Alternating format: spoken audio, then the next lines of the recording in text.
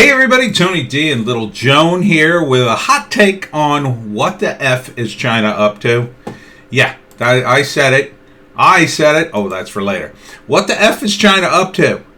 China is suddenly in the news in a bunch of different, three locales and all different stories. And I'm very, very wary of the Chinese government. Chinese government. First, there's this story from the National Pulse. Chinese Communist Party shuts down, confiscates all property from church.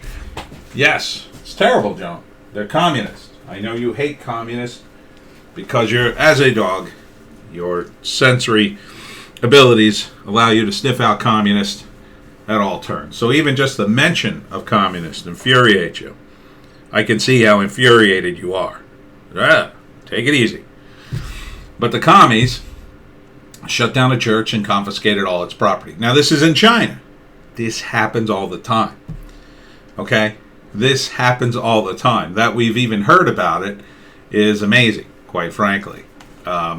This is from the National Pulse. The confiscation of all of Mount Olive Church's property, including chairs, books, was carried out by over 30 Chinese Communist Party officials from the local police, state security, and district administration.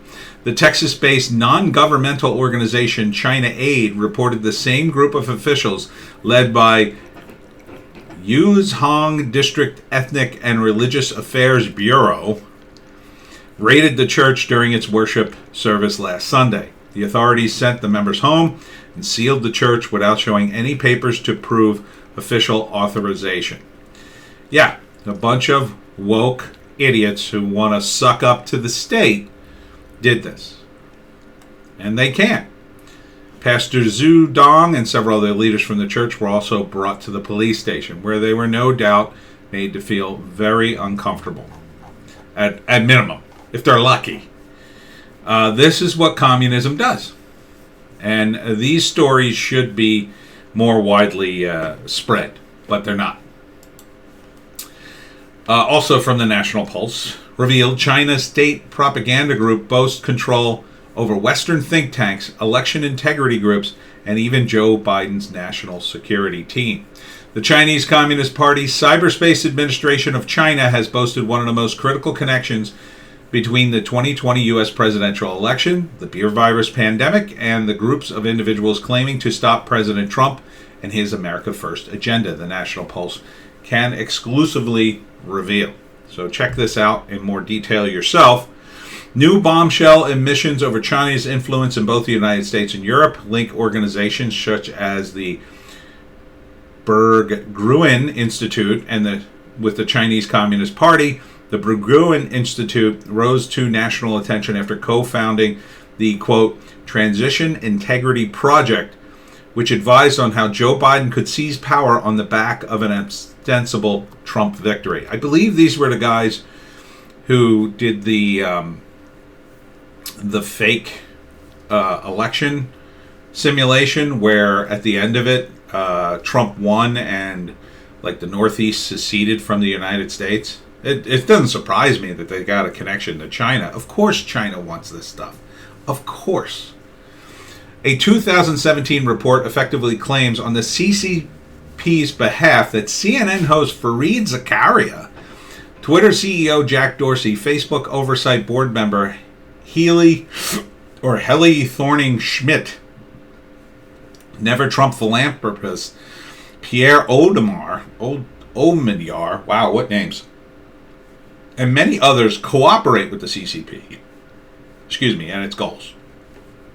Now, I'll just say, you're going to have to read the whole article, make up your own mind, but that seems like a big claim, for just one report. So, don't get too paranoid about this. But it doesn't surprise me that the CCP would be attempting to do stuff like this and pushing people for their agenda. I mean, why wouldn't they? And this is the real danger with Biden. But this isn't the big deal. I mean, the fact that they go after, Fareed Zakaria, for instance, or any media figure, they would attempt to get in good with him. It's not like they're going to go and try to beat him up and say, "Oh, you better say something." They're going to try to be his friend, through several layers of people and get him money, get him sort of hooked on money, and then start slowly asking him for favors. That's how spies turn people. They don't just go up to him and say, "Hey, you want to betray your country?" No. They slowly, first they get them, somebody comes up to you and you're like, "Hey, buddy," and they buy you drinks, and next thing you know, they're a great friend of yours, and they're so wonderful, and you don't know how you ever lived without this person. They're great. They're amazing. And then, they just keep doing amazing things for you and make your life better. And then, one day they ask for a small favor. Nothing big. Nothing crazy. Like, "Oh, can you help me move a sofa?" "Oh, yeah, I'll help you move a sofa, buddy." Yeah, that's how you get the bond going. And then one day, you just slowly turn it up, right?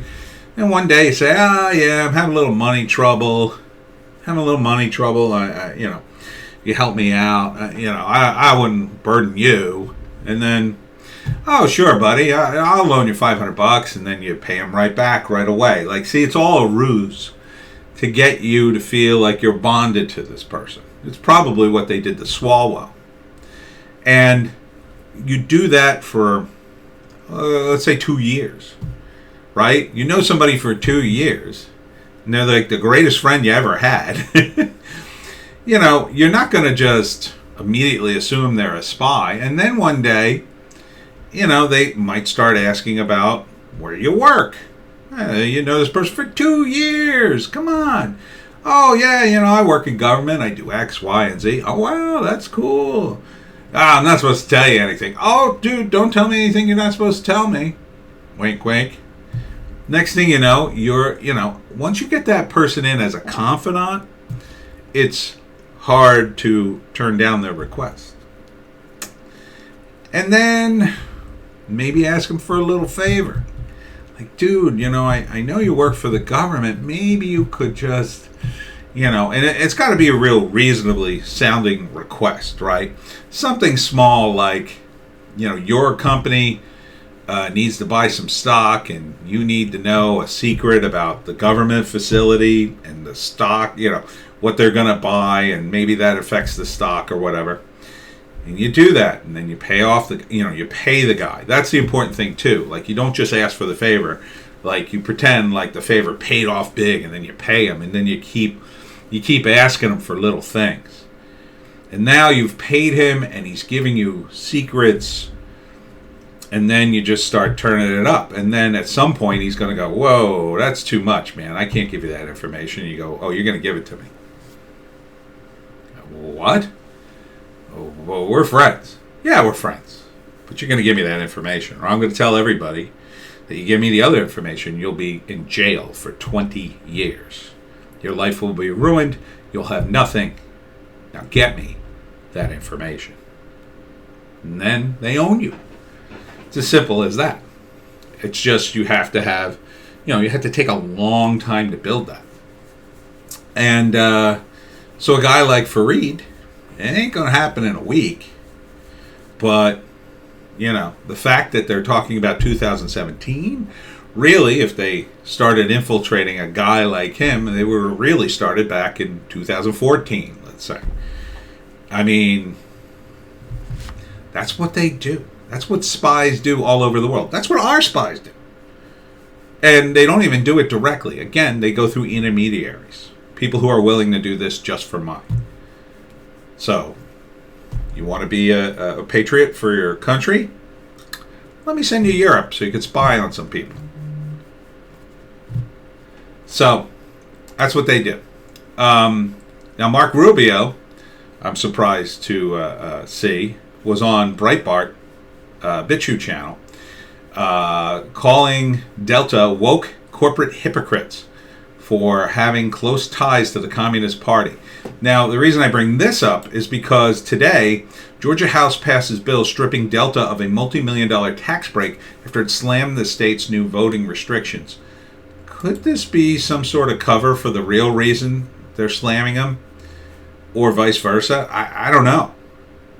I mean, could it be that they're going after Georgia because of China, or they're going after Delta because of China, but they're using the criticism as an excuse to cut them off. But here's the big, horrible, horrible takeaway today. It's, of course, from Joe Biden himself. Biden, I'd strongly support BLM, or BLM, MLB, the reverse letters of BLM, coincidentally enough, the Major League Baseball, moving the All-Star game over GA election law, athletes acting incredibly responsibly, wait for it, like the NBA.